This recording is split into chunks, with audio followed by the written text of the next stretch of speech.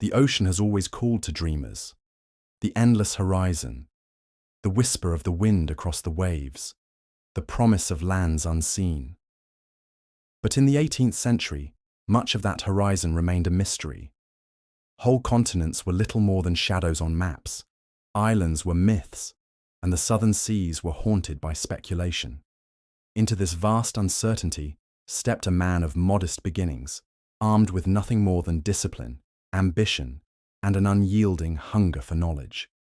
His name was James Cook, and he would become one of the greatest navigators and explorers in history.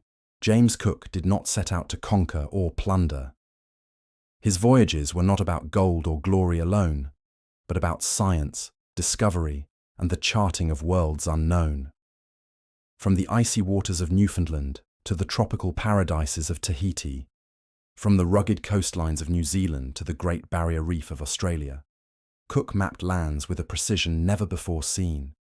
He gave the world not just new territories, but new knowledge, bridging cultures, charting seas, and expanding the very boundaries of human imagination. This is the life story of James Cook, farm boy turned sailor, sailor turned master navigator, navigator turned legend.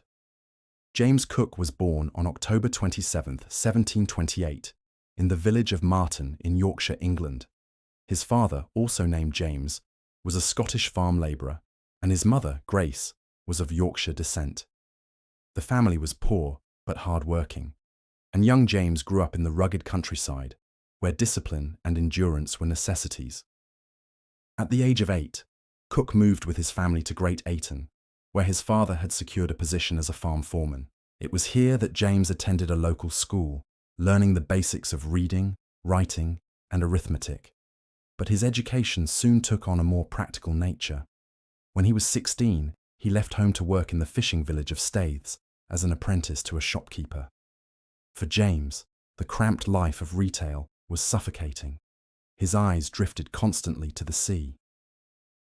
After just over a year, he abandoned the shop and sought adventure with the Quaker-owned shipping firm of John and Henry Walker in Whitby. There, in 1746, he began his true apprenticeship, learning the art of seamanship aboard coal ships that sailed the North Sea.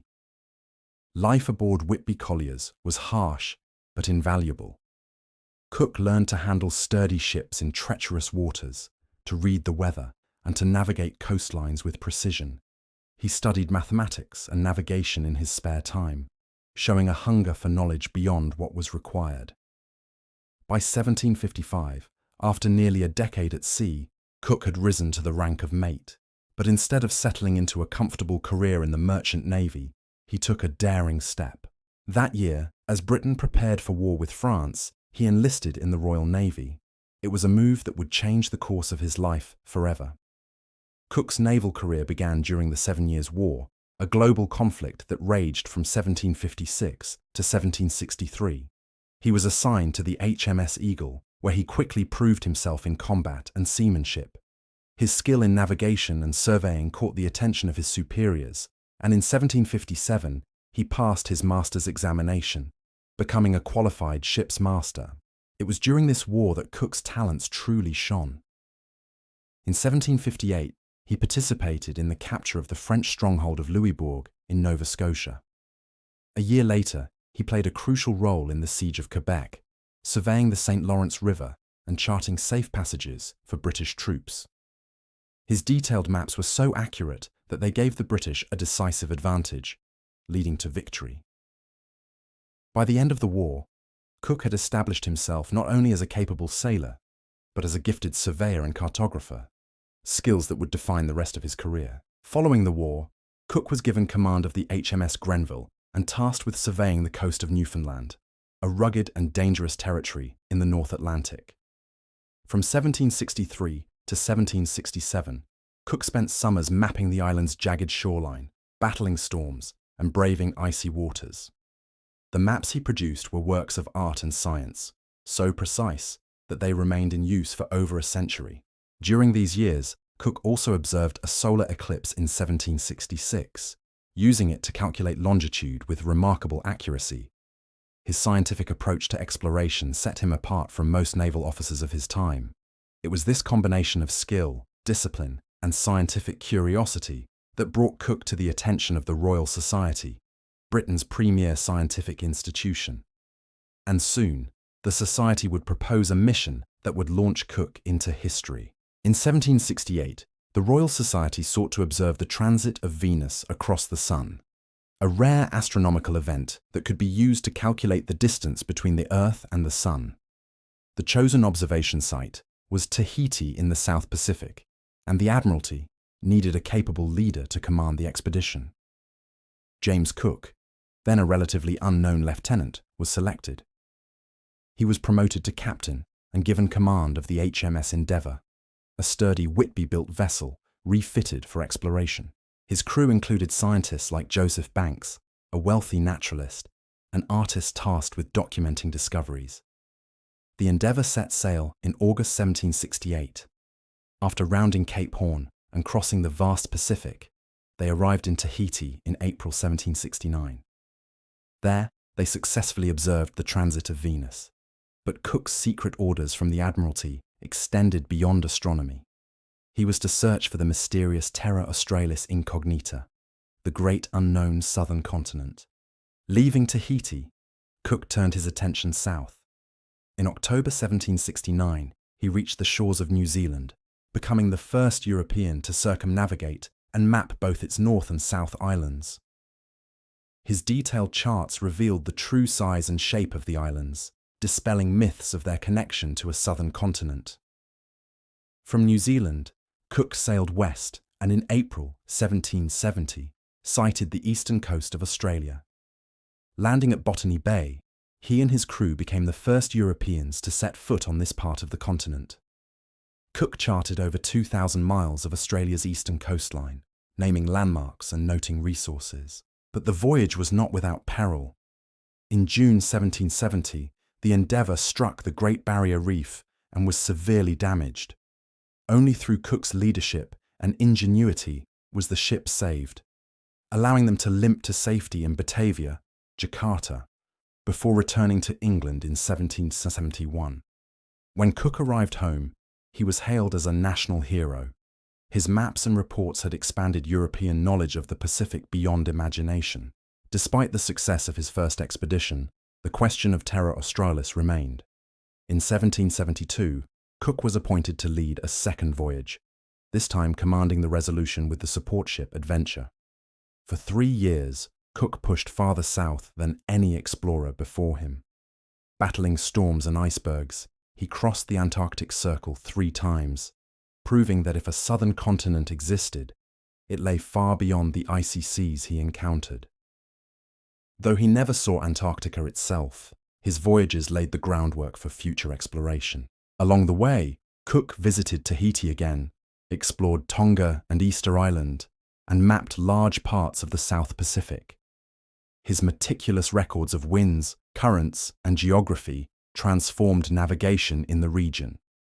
By the time he returned to England in 1775, Cook was celebrated not just as an explorer, but as a scientist and leader who had ventured where no European had gone before. Cook's final voyage began in 1776.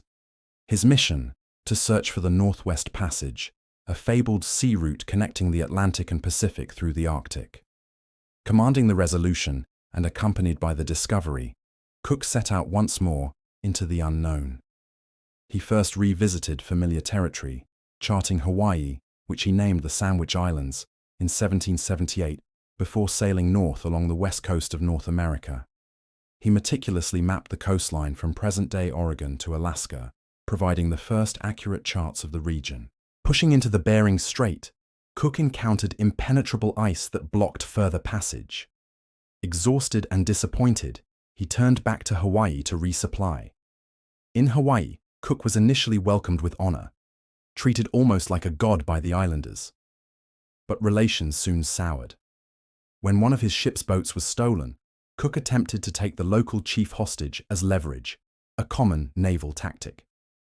On February 14, 1779, a confrontation erupted on the beach at Kealakekua Bay. In the chaos, Cook was struck on the head and stabbed to death by Hawaiian warriors. The greatest explorer of his age died far from home, at the hands of the very people he had sought to understand. James Cook's legacy is vast. His voyages produced maps so accurate they guided sailors for centuries.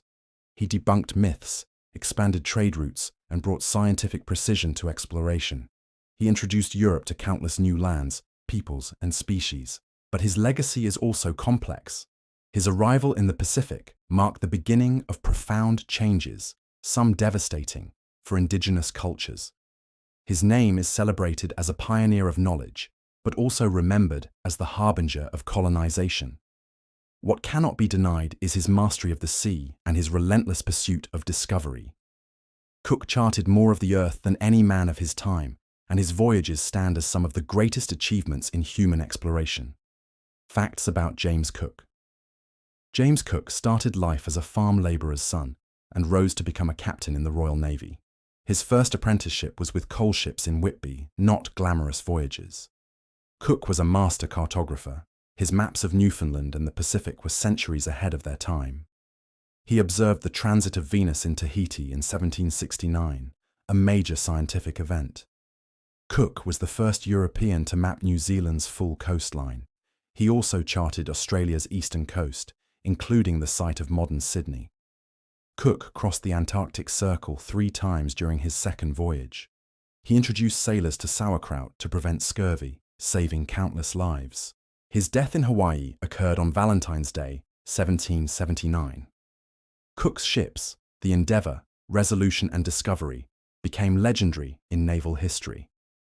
James Cook's story is one of determination, courage, and insatiable curiosity.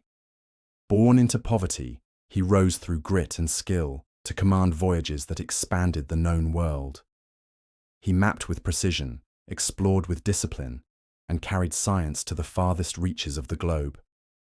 His life was cut short, yet in just over a decade of exploration, he changed humanity's understanding of the Earth.